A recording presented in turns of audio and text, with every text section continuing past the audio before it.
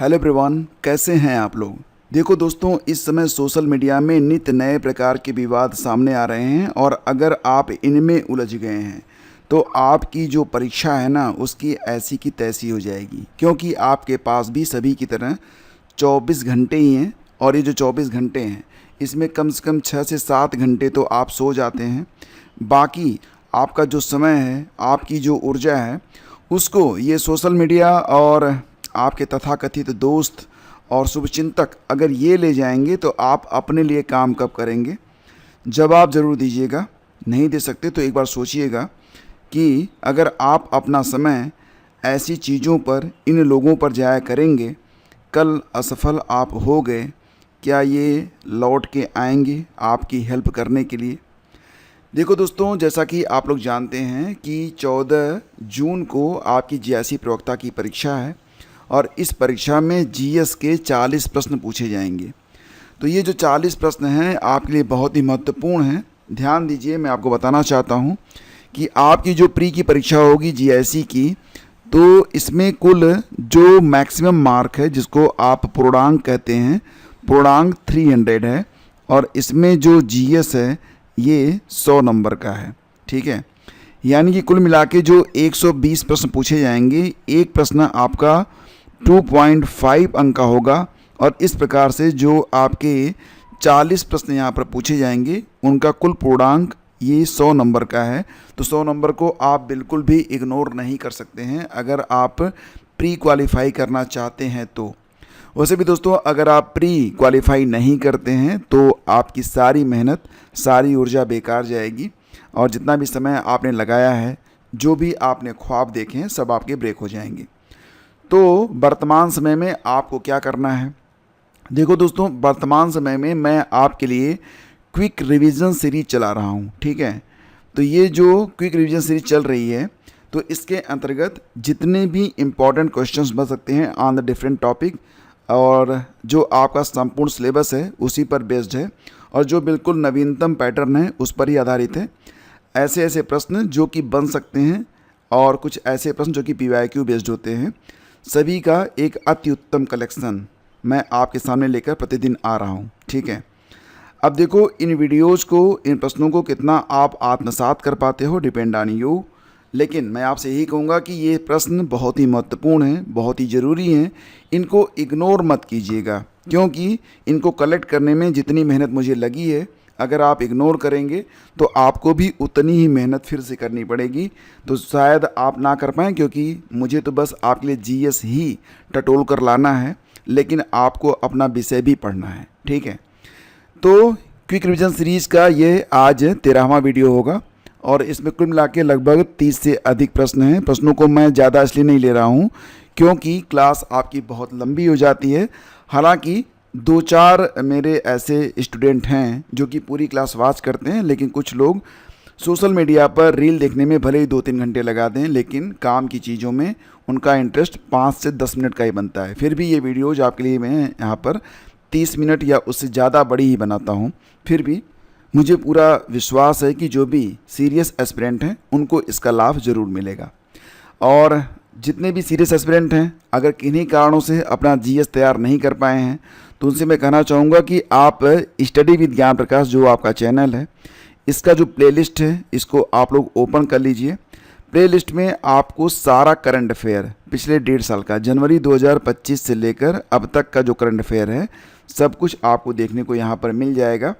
तो current affair आप यहाँ से पढ़ लीजिए। यहाँ पर मंथली वीडियोज आपको दिए गए हैं जो कि ज़्यादा बड़े नहीं हैं। आराम से एक दिन में आप चाहें तो, जैसा कि मैंने आप लोगों से कहा था, सितंबर, अक्टूबर, नवंबर, दिसंबर, जनवरी, फरवरी, मार्च, तो मार्च से स्टार्ट करिए, क्रम से पीछे जाइए। जितने दिन आप चाहें उतने दिन का करंट आप यहाँ पर पढ़ सकते हैं।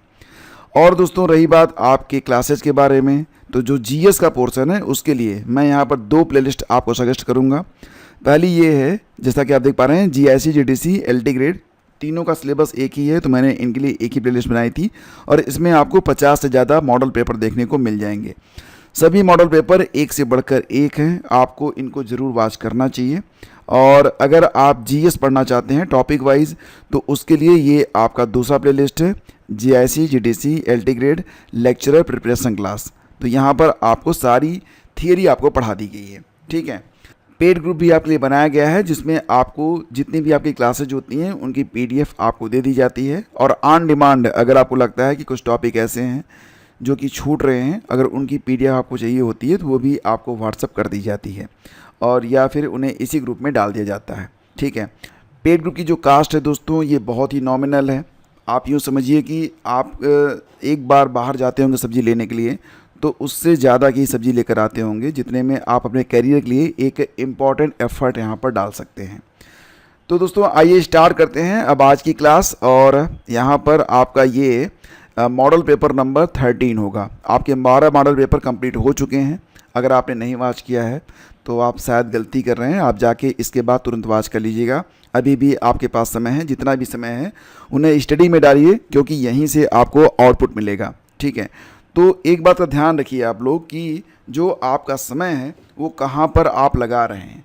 क्या वहाँ पर जहाँ से आपको कुछ प्राप्त हो रहा है या फिर वहाँ पर जहाँ से आप केवल अपना मन ही खराब करके लौट रहे हैं, क्योंकि कोई भी काम नहीं आता सिवाय आपके अपनों के। ओके, तो दोस्तों पहला क्वेश्चन मोस्ट इंपॉर्टेंट है। सवाना ये घास का मैदान होता है। यहाँ पर प्रश्न है कि सवाना घास के मैदान मुख्य रूप से किस महाद्वीप में पाए जाते हैं। बहुत ही इम्पॉर्टेंट क्वेश्चन है।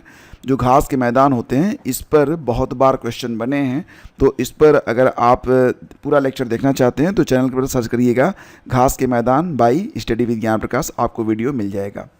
तो सवाना ये घास का मैदान दोस्तों मिलता है कहाँ पर, तो इसका उत्तर बनेगा ऑप्शन सी, यानी कि ये पाए जाते हैं मुख्य रूप से अफ्रीका में। मुख्य रूप से अफ्रीका में, हालांकि इनका जो दायरा है थोड़ा विस्तृत भी है। ठीक है, देखो ये जो दोस्तों ये घास होती है ना सवाना, ये उष्णकटिबंधीय घास के मैदान होते हैं जो कि अफ्रीका में तो मुख्य रूप से पाए जाते हैं। इसके अलावा दक्षिण अमेरिका का विशेष रूप से जो ब्राज़ील और वेनेजुएला क्षेत्र है वहाँ पर भी ये पाया जाता है। इसके अलावा ऑस्ट्रेलिया में भी ये विस्तृत रूप से मौजूद है। ठीक है, अब दोस्तों बात करते हैं घास के मैदानों के बारे में। तो जो घास के मैदान होते हैं इन्हें मुख्य रूप से दो श्रेणियों में बांटा गया है। पहला है ट्रॉपिकल ग्रासलैंड, यानी कि उष्णकटिबंधीय घास के मैदान। इनका जो एरिया होता है, तो जैसा कि आप जानते हैं ये हमारी पृथ्वी है और इसको बीचों बीच जो एक रेखा उसमें विभाजित करती है जिसे आप इक्वेटर कहते हैं, विषुवत रेखा कहते हैं। तो भूमध्य रेखा के दोनों ओर जो उष्णकटिबंधीय क्षेत्रों में ये पाए जाते हैं। ठीक है, उष्णकटिबंधीय जो क्षेत्र हैं उन्हीं में ये पाए जाते हैं। यहाँ साल भर उच्च तापमान और मध्यम वर्षा होती है। यहाँ पर तापमान उच्च रहता है और वर्षा मध्यम होती है। तो इसमें अगर आप उदाहरण देखेंगे तो जैसे कि सवाना हो गया, मैंने आपको बताया था, ये पूर्वी अफ्रीका के केन्या में, तंजानिया में, वेनेजुएला में और कोलंबिया में मिलेंगे। कैंपोस ये भी घास का एक मैदान होता है जो कि मुख्य रूप से ब्राज़ील में। लानोस घास का मैदान वेनेजुएला में पाया जाता है। ठीक है, इसके बाद दोस्तों जो दूसरा प्रकार है वो है शीतोष्ण कटिबंधीय घास के मैदान, यानी कि टेम्परेट ग्रासलैंड। ठीक है, टेम्परेट ग्रासलैंड। तो ये मैदान मध्यम अक्षांशों यानी कि मध्य महाद्वीपीय क्षेत्रों में पाए जाते हैं। यहाँ गर्म ग्रीष्मकाल और बहुत ठंडी सर्दियाँ होती हैं। तो ऐसे जो घास के मैदान हैं उनके नाम है प्रेयरी, जो कि उत्तरी अमेरिका में पाए जाते हैं, स्टेपी यूरेशिया और यूक्रेन में, पंपास घास के मैदान अर्जेंटीना और उरुग्वे में, वेल्ड दक्षिण अफ्रीका में, डाउन्स ऑस्ट्रेलिया में पाए जाते हैं। तो इनको थोड़ा सा रट के रखिएगा आप लोग, ये बहुत ही इंपॉर्टेंट है। PDF को कम से कम एक बार पढ़ लीजिएगा। अगर आप पेड ग्रुप में नहीं हैं तो आप कोशिश करिएगा कि ये लेक्चर कम से कम 2-3 बार आप देख लें। अगला क्वेश्चन है स्वेज नहर के बन जाने से भारत और यूरोप के बीच की दूरी लगभग कितनी कम हो गई। तो दोस्तों यहाँ पर आप देख रहे हैं कि स्वेज नहर के बन जाने के बाद अब ये जो दूरी है ये बहुत ही कम हो गई है। तो ये जो दूरी दोस्तों कितनी कम हो गई है, तो 7000 किलोमीटर। ये प्रश्न कई बार पूछा गया है, सो मैंने यहाँ पर आपके लिए शामिल कर लिया है। 7000 किलोमीटर भारत और यूरोप के बीच की दूरी जो है ये कम हो गई है। देखो दोस्तों बात करें स्वेज नहर, तो इसका जो निर्माण हुआ था ये 1869 में हुआ था, 1869 में। और इस नहर के खुलने से पहले जहाज़ों को अफ्रीका का पूरा चक्कर यानी कि Cape of Good Hope route लगाकर यूरोप जाना पड़ता था। तो ये दूरी काफ़ी बढ़ जाती थी। पहले ये जो दूरी होती थी ये 19,800 किलोमीटर हुआ करती थी, लेकिन अब स्वेज नहर के बन जाने के बाद ये दूरी घटकर 11,600 किलोमीटर ही रह गई है। तो काफ़ी बड़ी दूरी 7,000 किलोमीटर की जो दूरी है ये कम हो गई है। तो निश्चित रूप से ये एक बड़ी उपलब्धि है। ओके, अगला क्वेश्चन है सारागासो सागर किस महासागर का हिस्सा है जिसकी कोई तटरेखा नहीं है। तो दोस्तों कोई तटरेखा नहीं है तो कैसे इसकी सीमांकन कैसे होता है सारागासो सागर। तो दोस्तों पहले तो ये ध्यान रखिए कि ये जो सारागासो सागर है ये किस महासागर का हिस्सा है, यानी कि एक महासागर है उसी में ये सारागासो सागर स्थित है। और ये जो महासागर है ये कौन सा है, तो उत्तरी अटलांटिक महासागर, नॉर्थ अटलांटिक ओशियन, उत्तरी अटलांटिक महासागर, विकल्प ए आपका यहाँ पर करेक्ट है। देखो दोस्तों अगर आप देखेंगे तो ये तस्वीर आप देखिएगा और ये जो पीले रंग में आपको हल्का सा दिखाई दे रहा है ना, ये है आपका सारागासो सी, ठीक है। तो आप देखेंगे इसका जो बिल्कुल ऊपर जाइए उत्तर की तरफ आपको गल्फ स्ट्रीम दिखाई देगी, यहाँ पर नॉर्थ अटलांटिक करंट दिखाई देगा, यहाँ पर किनारी करंट दिखाई देगा, ठीक है। इसके अलावा नॉर्थ इक्वेटोरियल करंट यहाँ पर दिखाई देगा। तो इस प्रकार से आप देखेंगे तो ये जो आपका सारागासा सागर है, इस सागर की कुछ प्रमुख और दिलचस्प विशेषताएं इस प्रकार से हैं कि तटरेखा का ना होना क्या वजह है, क्योंकि दोस्तों इसके चारों ओर घूमने वाली जो महासागरीय धाराएं हैं वही इसकी सीमाएं बनाती हैं। पश्चिम में गल्फ स्ट्रीम है जैसा कि आपने देखा, उत्तर में नॉर्थ अटलांटिक करंट है, पूर्व में कनारी धारा है, कनारी प्रवाह, और दक्षिण में क्या है, नॉर्थ अटलांटिक इक्वेटोरियल करंट है। ओके, देखो दोस्तों इसका नाम सारागासा क्यों पड़ा, क्योंकि इस सागर में सारगैसम नाम की एक विशेष प्रकार की तैरने वाली समुद्री घास जिसको जो एक शैवाल होती है ये बहुत बड़ी मात्रा में पाई जाती है, सो इसका नाम डाल दिया गया सारागैसो, ठीक है। ये आप याद रखेंगे, इंपॉर्टेंट क्वेश्चन है, बाई मैप मैंने आपको समझाया ताकि आप इसे भूलें नहीं। और फिलहाल तो नहीं भूलेंगे क्योंकि आपकी परीक्षा निकट है, क्योंकि रिवीजन बहुत ही की पॉइंट होता है दोस्तों। आप कितना भी पढ़ लें, कितना भी समझ लें, अगर एग्ज़ाम से पहले आपका रिवीजन नहीं है तो यकीन मानिए कि प्रश्नों का उत्तर आप नहीं दे पाएंगे, क्योंकि हमारा जो ब्रेन होता है ना वो इसी प्रकार से ट्रेंड होता है कि पुरानी चीज़ों को भूलता जाता है, नई चीज़ों के लिए वो जगह बनाता है। भारतीय संविधान का कौन सा अनुच्छेद अस्पृश्यता का उन्मूलन, एबॉलिशन ऑफ अनटचेबिलिटी सुनिश्चित करता है। प्रश्न बहुत ही आसान है, इसका उत्तर होगा अनुच्छेद 17। बहुत बार मैंने आपको पढ़ाया भी है, लेकिन दोस्तों ध्यान रखना कि इस अनुच्छेद को प्रभावी बनाने के लिए संसद ने एक नागरिक अधिकार संरक्षण अधिनियम पारित किया था 1955 में, सिविल राइट्स प्रोटेक्शन एक्ट 1955 ये लागू किया था, जिसके अंतर्गत दोषियों के लिए कारावास और जुर्माने का सख्त प्रावधान है। ये मैं आपको इसलिए बना रहा हूँ क्योंकि आप ध्यान रखिएगा कि जो अनुच्छेद 17 है ये अस्पृश्यता का उन्मूलन को सुनिश्चित करता है, लेकिन ये लागू हो सके, समाज में इसका इफेक्ट दिखाई दे, जिसके लिए केंद्र सरकार ने, संसद ने नागरिक अधिकार संरक्षण अधिनियम पारित किया था। कब पारित किया था? 1955 में। ये प्रश्न भी एग्जाम में बन सकता है, क्योंकि अब जो प्रश्न बन रहे हैं ना वो इसी प्रकार से बन रहे हैं। और मुझे लगता है कि जो पेपर सेटर होते हैं भले ही वो अपने नाम से क्वेश्चन बना के दे दें, लेकिन मुझे लगता है एआई का इस्तेमाल वो कर रहे हैं, क्योंकि जिस प्रकार के प्रश्न अब पूछे जा रहे हैं पहले ऐसे प्रश्न नहीं बनते थे। सो आपको ऐसे प्रश्नों को अच्छे से समझना चाहिए और उनको रट लेना चाहिए, ठीक है। ग्राम पंचायतों का संगठन संविधान के किस अनुच्छेद के अंतर्गत आता है? ये प्रश्न काफ़ी इंपॉर्टेंट है, क्योंकि ग्राम पंचायतों का चुनाव भी अभी होने वाला है। तो फिलहाल दोस्तों ये जो ग्राम पंचायतों का संगठन है ये अनुच्छेद 40 के अंतर्गत आता है। ग्राम पंचायत पर मैंने आपको एक डिटेल वीडियो ऑलरेडी दे रखा है, अगर आप चाहें तो सर्च करके देख सकते हैं। भारतीय संविधान में ग्राम पंचायतों का संगठन मुख्य रूप से अनुच्छेद 40 के अंतर्गत आता है। ध्यान रखना, ये जो अनुच्छेद 40 है ना, ये डीपीएसपी यानी कि नीति निर्देशक तत्वों के अंतर्गत, यानी कि डीपीएसपी का ही एक हिस्सा है, जो राज्य को ग्राम पंचायतों को संगठित करने, मतलब ग्राम पंचायतों को बनाने और उन्हें स्वशासन की इकाइयों के रूप में कार्य करने के लिए आवश्यक शक्तियां प्रदान करने का निर्देश देता है। इसके अतिरिक्त ध्यान रखिए, मोस्ट इंपॉर्टेंट पॉइंट, बार बार एग्जाम में पूछा जाता है कि जो 73वां संविधान संशोधन हुआ था तो इसके द्वारा अनुसूची 11 ऐड की गई थी। तो 73वें संविधान संशोधन 1992 के माध्यम से पंचायतों को संवैधानिक दर्जा दिया गया और इन्हें भाग 9 के अनुच्छेद 243 से 243 ओ के अंतर्गत शामिल किया गया है और इसमें अनुसूची 11 को ऐड किया गया था। अनुसूची 11 और अनुसूची 11 जो है ये ग्राम पंचायत से यानी कि पंचायत चुनाव से, और जो 12 है ये नगर पालिका से संबंधित है, इसको आप याद रखेंगे, ठीक है। अगला क्वेश्चन है कि धन विधेयक, मनी बिल को परिभाषित करने वाला अनुच्छेद कौन सा है? अगर दोस्तों आपको आंसर पता है तो आप कमेंट करते रहिए, क्योंकि इससे जो चीज़ें आपको और अच्छे तरीके से याद रहेंगी और मुझे भी शायद आपका नाम रट जाए कि आप लगातार हमारे वीडियोज़ देख रहे हैं। ठीक है, तो धन विधेयक मनी बिल दोस्तों परिभाषित करने वाला अनुच्छेद कौन सा है? तो ये है अनुच्छेद 110। विकल्प ए आपका बिल्कुल सही है। देखो दोस्तों, धन विधेयक से जुड़ी हुई कुछ बहुत ही इम्पॉर्टेंट बातें, जैसे कि धन विधेयक में कौन कौन सी चीज़ें होती हैं, इसका विषय क्या है। तो दोस्तों, धन विधेयक में केवल कर लगाने, इसे हटाने, सरकार द्वारा ऋण लेने और संचित निधि या आकस्मिक निधि से जुड़े वित्तीय मामले शामिल होते हैं। धन विधेयक में क्या क्या शामिल होता है? टैक्स, चाहे लगाया जाए चाहे हटाया जाए, सरकार का ऋण, संचित निधि और आकस्मिक निधि। इसे कहाँ पर प्रस्तुत किया जाता है? तो धन विधेयक केवल लोकसभा में ही प्रस्तुत किया जा सकता है, इसे राज्यसभा में प्रस्तुत नहीं किया जा सकता। इसको आप रट के रखिएगा।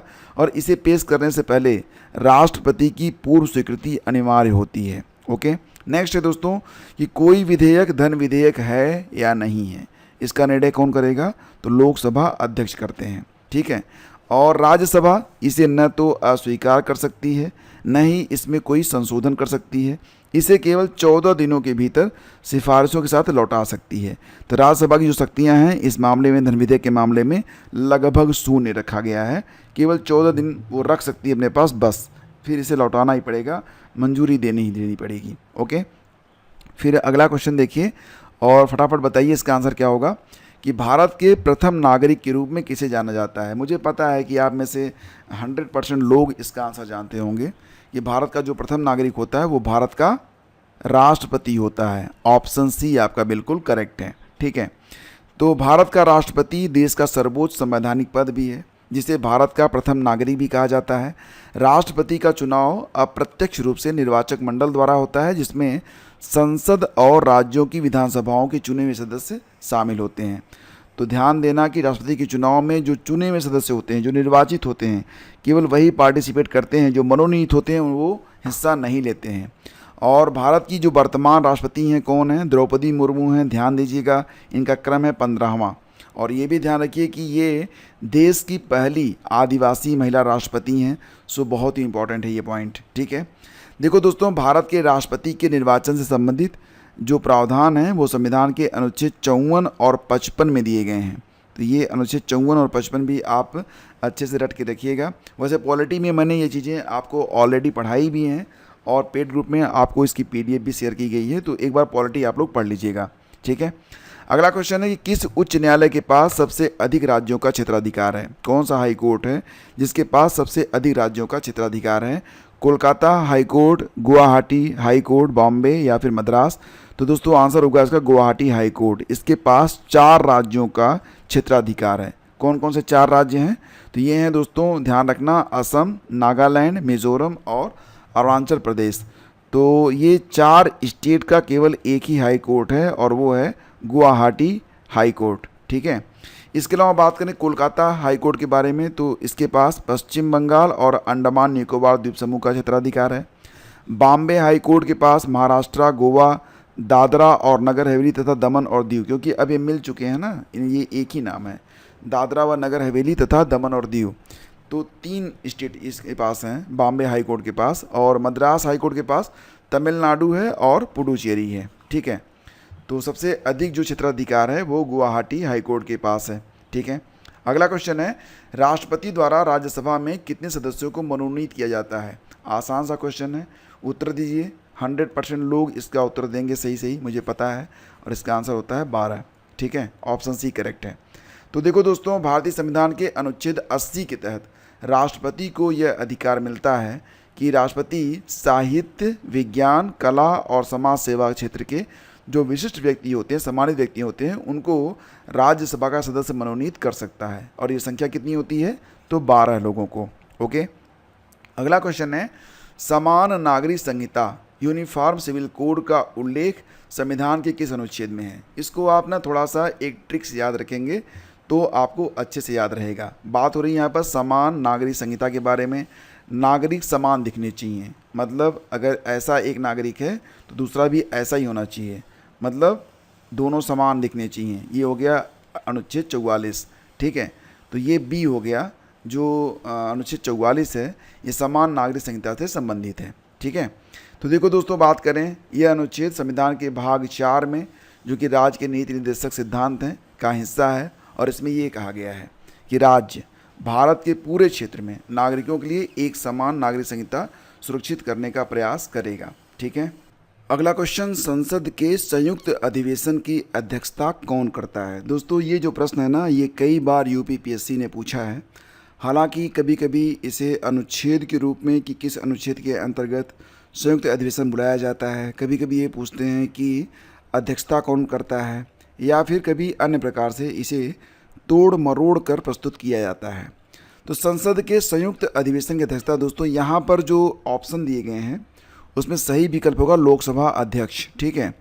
लेकिन मान लीजिए कि लोकसभा अध्यक्ष मौजूद ना हो तो फिर कौन करेगा संयुक्त अधिवेशन की अध्यक्षता? ये बताइए कमेंट करके। तो मैं आपको बताता हूँ कि संवैधानिक जो प्रावधान है इसके लिए वो अनुच्छेद 108 हैं और 118 के तहत संयुक्त अधिवेशन से जुड़ी अन्य प्रमुख बातें इस प्रकार से हैं कि बुलाने का अधिकार भारत के राष्ट्रपति के पास है। अध्यक्षता कौन करता है? तो सबसे पहले तो लोकसभा अध्यक्ष इसकी अध्यक्षता करेंगे। अगर वो अनुपस्थित हैं तो फिर लोकसभा के उपाध्यक्ष करते हैं। अगर दोनों अनुपस्थित हैं तो फिर राज्यसभा के उपसभापति करते हैं। ध्यान देना, राज्यसभा के जो सभापति होते हैं वो उपराष्ट्रपति होते हैं, लेकिन उपराष्ट्रपति के पास कभी भी संयुक्त अधिवेशन की अध्यक्षता का अधिकार नहीं होता है। ये जरूर रट के रखिएगा, इंपॉर्टेंट है। ठीक है, ये अपवाद है। अगला क्वेश्चन है कि मौलिक कर्तव्यों यानी कि फंडामेंटल ड्यूटीज को किस समिति की सिफारिश पर संविधान में जोड़ा गया था? तो फंडामेंटल ड्यूटीज को दोस्तों, जैसा कि आप जानते हैं, स्वर्ण सिंह समिति की सिफारिश पर ऐड किया गया था। कब किया गया था? 1976 में। और जो इसके लिए संवैधानिक संशोधन हुआ था वो था कौन सा? 76वां। ठीक है, 76। ओके। देखो फ्रेंड्स, ध्यान देना कि ये जो स्वर्ण सिंह समिति थी इसका गठन भी 1976 में ही किया गया था और 42वें संविधान संशोधन के माध्यम से इन्हें संविधान के भाग 4A और अनुच्छेद 51 क में शामिल किया गया है। तो ये जो संविधान के भाग 4A और अनुच्छेद 51 क के बारे में उल्लेख है, तो इसको आप याद रखिएगा कि ये दोनों भाग 4A और 51 क ये फंडामेंटल ड्यूटीज से संबंधित हैं। ठीक है। शुरुआत में दोस्तों जो मौलिक कर्तव्य थे उनकी संख्या 10 थी, लेकिन वर्तमान में कितनी है? इन प्रेजेंट इसकी संख्या बढ़ के 11 हो गई है। 2002 में हुआ था 86वां संविधान संशोधन और इसके द्वारा एक कर्तव्य और जोड़ा गया था, शिक्षा का अधिकार। इसके बाद इसकी कुल संख्या बढ़कर हो गई है कितनी? 11 हो गई है। और ये जो फंडामेंटल ड्यूटीज़ हैं इसकी जो अवधारणा है ये सोवियत संघ के संविधान से प्रेरित है। कई बार एग्जाम में ये पॉइंट भी पूछा गया है। ठीक है। अगला क्वेश्चन है, भारतीय संविधान का कौन सा भाग निर्वाचन से संबंधित है? तो चुनाव से संबंधित जो भारतीय संविधान का भाग है दोस्तों, ये है आपका भाग 15। ठीक है, जो कि यहाँ पर ऑप्शन डी में दिया गया है। तो भाग 15 में निर्वाचन के बारे में उल्लेख किया गया है और इन्हें दोस्तों अनुच्छेद 324 से लेकर 329 के बीच में रखा गया है। यानी कि भाग 15 अनुच्छेद 324 से 329 तक चुनाव निर्वाचन से संबंधित सारे प्रावधान किए गए हैं।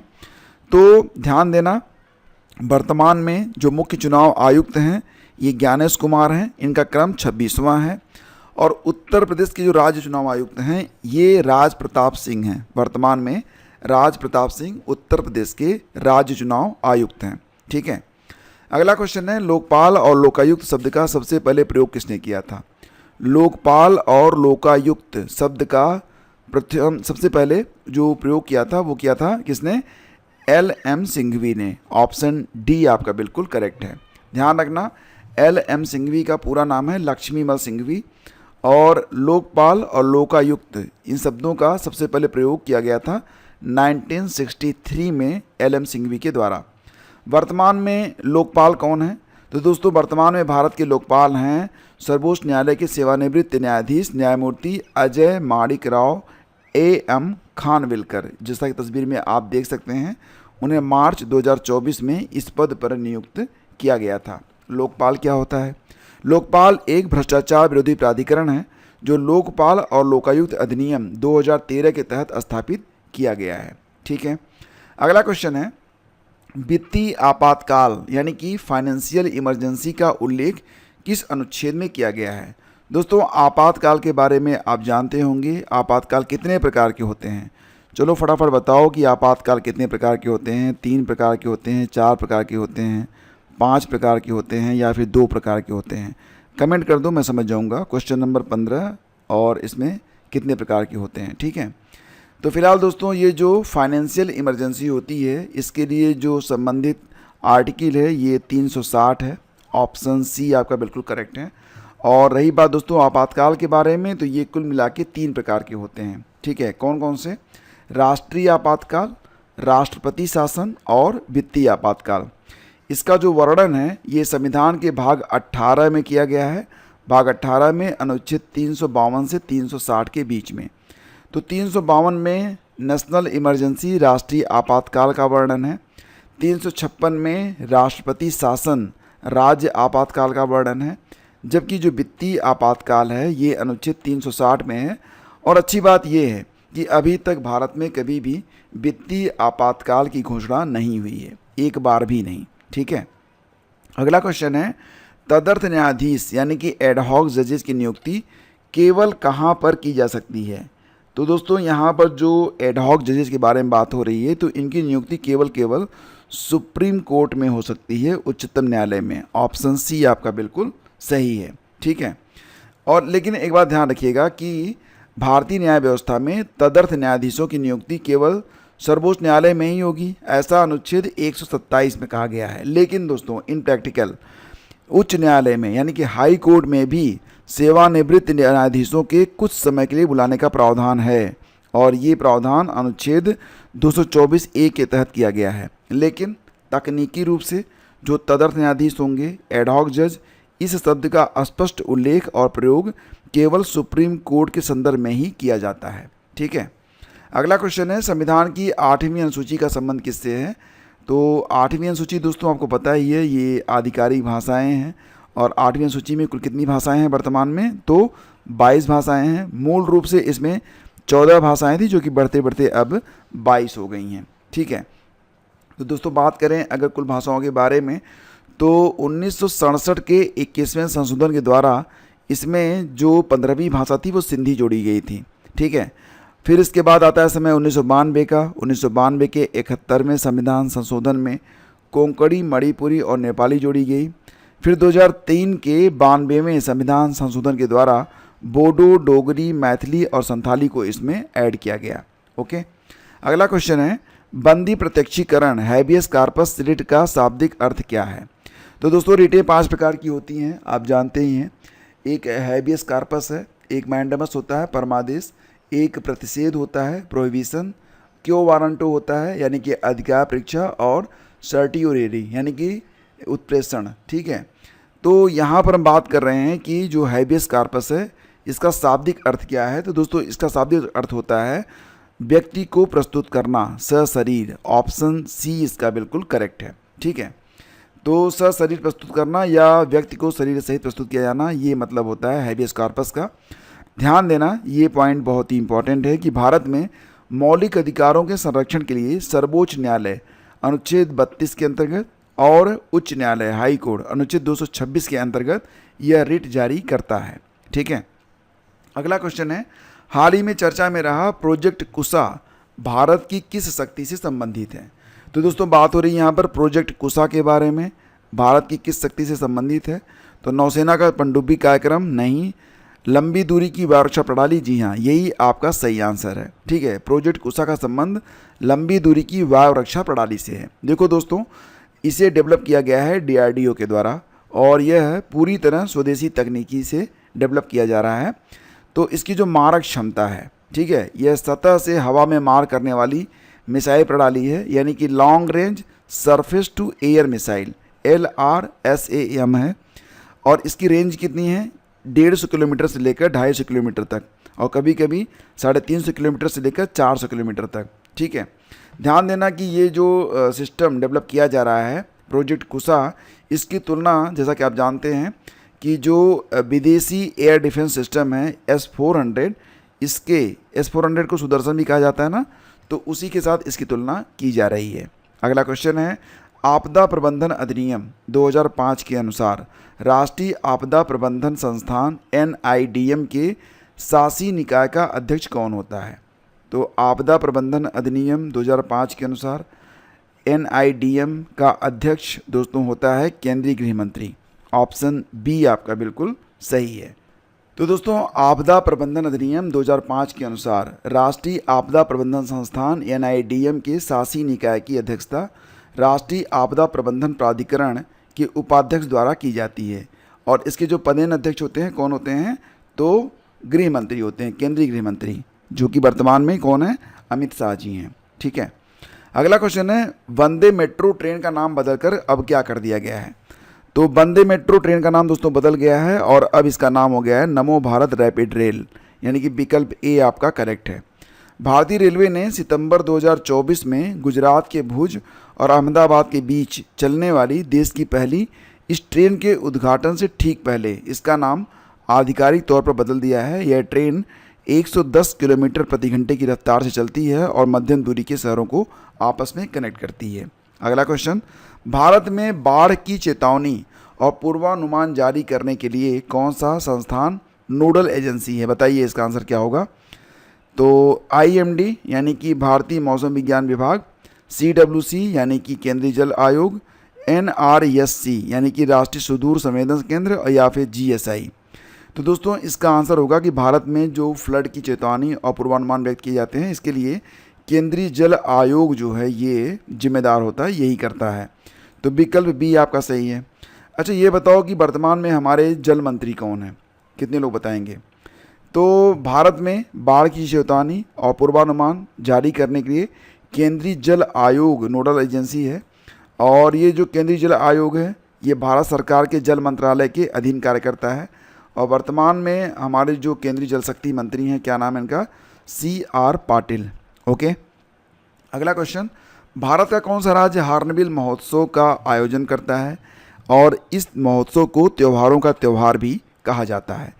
तो इसका आंसर सिंपल सा है, नागालैंड। ऑप्शन ए करेक्ट होगा। और यह उत्सव हर साल 1 से 10 दिसंबर तक कोहिमा के पास किसामा हेरिटेज विलेज में मनाया जाता है। नेक्स्ट है वर्नाकुलर प्रेस एक्ट 1878 को किस वायसराय ने निरस्त किया था? तो बहुत ही अच्छा प्रश्न है ये, इसको आप 3 स्टार मार्क कर सकते हैं कि वर्नाकुलर प्रेस एक्ट जो कि आया था 1878 में, तो इसको किस वायसराय ने रद्द किया था, निरस्त किया था? देखो दोस्तों ये जो वर्नाकुलर प्रेस एक्ट है ये 1878 में लाया कौन था? तो लॉर्ड लिटन ने लाया था 1878 में, और इसे निरस्त किया गया था लॉर्ड रिपन के द्वारा कब? 1881 में। तो ये दोनों पॉइंट आप याद रखेंगे। वर्नाकुलर प्रेस एक्ट था क्या? तो इसे गैंगिंग एक्ट भी कहा जाता था क्योंकि इसका मुख्य उद्देश्य भारतीय भाषाओं के समाचार पत्रों की स्वतंत्रता को दबाना था। ठीक है, अगला क्वेश्चन, मुगल कालीन अर्थव्यवस्था में दहसाला प्रणाली की शुरुआत किसने की थी? दहसाला प्रणाली क्या थी? कितने लोग जानते हैं दहसाला प्रणाली के बारे में? तो दोस्तों ये जो दहसाला प्रणाली थी इसे अकबर ने इसको लागू किया था। ऑप्शन ए आपका सही होगा। और इसके जो जनक थे, जनक कौन थे? तो टोडरमल थे। उनके वित्त मंत्री थे, फाइनेंस मिनिस्टर थे राजा टोडरमल, जो कि दहसाला पद्धति लेकर आए थे। और अकबर का जो शासन था 1580 से लेकर 1582 के बीच में ये जो व्यवस्था थी ये लागू हुई थी। तो दहसाला प्रणाली की मुख्य बातें क्या थी दोस्तों? तो 10 वर्षीय औसत, यानी कि इसमें पिछले 10 वर्षों की विभिन्न फसलों की पैदावार और प्रचलित कीमतों का औसत निकालकर फिर इसकी जो कीमतें थी वो तय की जाती थी। और इसमें जो टैक्स का हिस्सा होता था तो औसत उपज का 1/3 भाग, जो औसत उपज होती थी उसका 1/3 भाग राज्य को टैक्स के रूप में निर्धारित किया गया था। तो ये थी दहसाला पद्धति। याद रखना कि किसानों को कर चुकाने में आसानी हो, इसीलिए राज्य ने दस्तूर उल अमल नामक दरों की अनुसूची बनाई थी जिससे उपज को नकद राशि में बदला जा सके। ठीक है, तो ये पद्धति थी दहसाला पद्धति और इसके सूत्रधार वित्त मंत्री राजा टोडरमल, और इसे लागू किया गया था अकबर के द्वारा। ठीक है, अगला क्वेश्चन है कि 1905 के बंगाल विभाजन के विरोध में कौन सा आंदोलन स्टार्ट हुआ था? तो बंग भंग ये कब हुआ था? 1905 में हुआ था। और इसके बाद जो आंदोलन स्टार्ट हुआ था वो था स्वदेशी आंदोलन। विकल्प सी यहाँ पर आपका सही होगा। तो एग्जैक्टली जो है ना, इसकी आधिकारिक जो शुरुआत हुई थी औपचारिक रूप से, ये 7 अगस्त 1905 को हुई थी। कलकत्ता के टाउन हॉल में एक ऐतिहासिक बैठक हुई थी जहाँ पर बहिष्कार प्रस्ताव को पारित किया गया था। और इस स्वदेशी आंदोलन के जो प्रमुख नेता हैं उनमें सुरेंद्र नाथ बनर्जी, बिपिन चंद्र पाल, बाल गंगाधर तिलक और लाला लाजपत राय थे। तो आप देख रहे होंगे गरम दल के लोग ही इसमें शामिल थे। लोगों ने विदेशी कपड़ों की होली जलाई, स्वदेशी उद्योगों को बढ़ावा दिया और अमार सोनार बांग्ला जैसे गीत गाकर एकता का प्रदर्शन किया, जो कि बाद में बांग्लादेश का राष्ट्रगान भी बना। अब मैं यहाँ पर एक सवाल आप लोगों के लिए छोड़ रहा हूँ और प्रश्न है कि अमार सोनार बांग्ला ये जो गीत है इसको किसने लिखा था, इसके लेखक कौन हैं? जानना चाहता हूँ कि कितने लोग इसको जानते हैं, क्योंकि ये प्रश्न कई बार एग्जाम में पूछा गया है। अगला क्वेश्चन है, सिंधु घाटी सभ्यता का लोथल स्थल किस नदी के किनारे स्थित था? तो दोस्तों, जो सिंधु घाटी सभ्यता के विभिन्न स्थल हैं वो किन नदियों के तट पर स्थित है और वर्तमान में उनकी लोकेशन क्या है, इस पर भी बहुत सारे प्रश्न एग्जाम में पूछे जाते हैं। फिलहाल बात यहाँ पर लोथल की हो रही है। तो लोथल जो है दोस्तों, ये भोगवा नदी के तट पर स्थित था, तो ऑप्शन सी। और ये एक डाक यार्ड था, बंदरगाह था, जो कि गुजरात में स्थित है।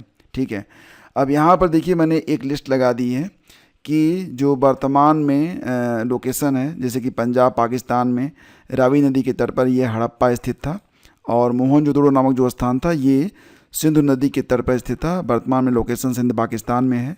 कालीबंगन दोस्तों ये घग्गर नदी के तट पर स्थित था, जो कि राजस्थान भारत में है। लोथल आपने जाना कि भोगवा नदी के तट पर, गुजरात भारत में।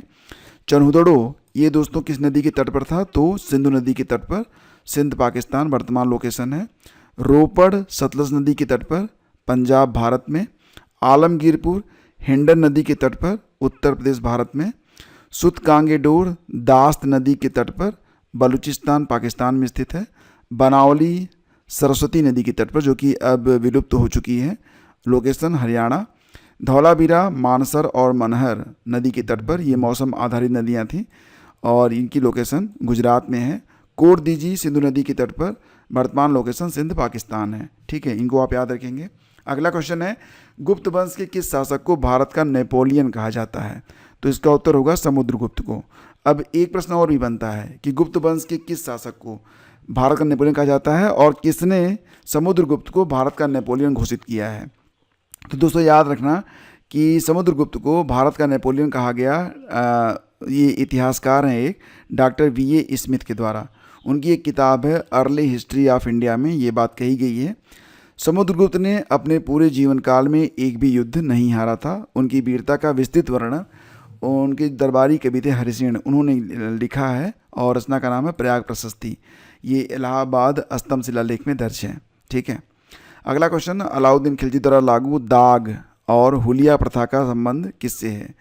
तो अलाउद्दीन खिलजी दोस्तों एक बहुत अच्छा सेनापति था और उसने दाग और हुलिया प्रथा लिखने का जो मतलब प्रथा शुरू की थी वो सैन्य सुधार से संबंधित थी। ऑप्शन बी इसका बिल्कुल करेक्ट है। तो ध्यान देना कि अलाउद्दीन खिलजी का जो शासनकाल है वो 1296 से लेकर 1316 के बीच में है। 1296 से लेकर 1316 लगभग 20 साल तक अलाउद्दीन खिलजी ने शासन किया और ये दिल्ली सल्तनत के अधीन आता है। दिल्ली सल्तनत के खिलजी वंश का दूसरा और सबसे शक्तिशाली शासक इसे माना जाता है। 4 जनवरी 1316 को बीमारी के कारण उसकी डेथ हो जाती है। उसकी मृत्यु के बाद मलिक काफूर जो कि उसका सेनापति था उसने षड्यंत्र शुरू कर दिए। जल्द ही खिलजी वंश कमज़ोर हुआ और 1320 में वो समाप्त हो गया। ठीक है, अकबरनामा और आईने अकबरी की रचना किसने की थी बताइए? तो इसका सही आंसर होगा अबुल फजल ने। अकबरनामा और आईने अकबरी, देखो एग्जैक्टली ना जो मूल कृति है वो अकबरनामा ही है और इसी में जो तीसरा पार्ट है वो आईने अकबरी है। ठीक है, याद रखिएगा इसको भी। अगला क्वेश्चन है और इसका आंसर आपको कमेंट बॉक्स में बताना है। प्रश्न है कि 1928 के बारदोली सत्याग्रह का नेतृत्व किसने किया था? बारदोली सत्याग्रह का नेतृत्व किसके द्वारा किया गया था? मुझे लगता है कि इसका आंसर आप में से 100% लोग जानते होंगे, तो इसका आंसर आप लोग प्लीज़ लिखिएगा और जो आपका अगला मॉडल पेपर होगा उसमें हम शुरुआत इसी क्वेश्चन से करेंगे ताकि इसका सही आंसर आपको पता चल सके। Thank you, please do like and share. और दोस्तों आपको बता दें कि अगर आप देखो अब समय आपके पास बहुत कम बचा हुआ है GIC प्रवक्ता के लिए, तो मैंने आप लोगों के लिए एक स्पेशल 15 टेस्ट पेपर का एक बुकलेट तैयार किया है। तो ये एक मास्टर पीडीएफ होगी और इस पीडीएफ में आपके जो विभिन्न टॉपिक हैं वहाँ से क्वेश्चन लिए गए हैं, बिल्कुल इसी प्रकार से उनकी व्याख्या है जैसा कि आपने इस वीडियो में देखा है। और फ्रेंड्स, अगर आप ये पीडीएफ लेना चाहते हैं तो आप हमें व्हाट्सअप कर दीजिएगा 9452252260 पर, और सारी TNC आपको पता चल जाएगी। ये पीडीएफ आपके लिए बहुत ही इंपॉर्टेंट रहेगी और ये एक बहुत ही क्वालिटी पीडीएफ होगी जो कि लास्ट टाइम में आपके रिवीजन और सफलता में अत्यंत ही निर्णायक सिद्ध होगी। पेड ग्रुप के लिए या फिर इस पीडीएफ के लिए आप हमें व्हाट्सअप कर सकते हैं। अधिक जानकारी डिस्क्रिप्शन में दे दी गई है। धन्यवाद।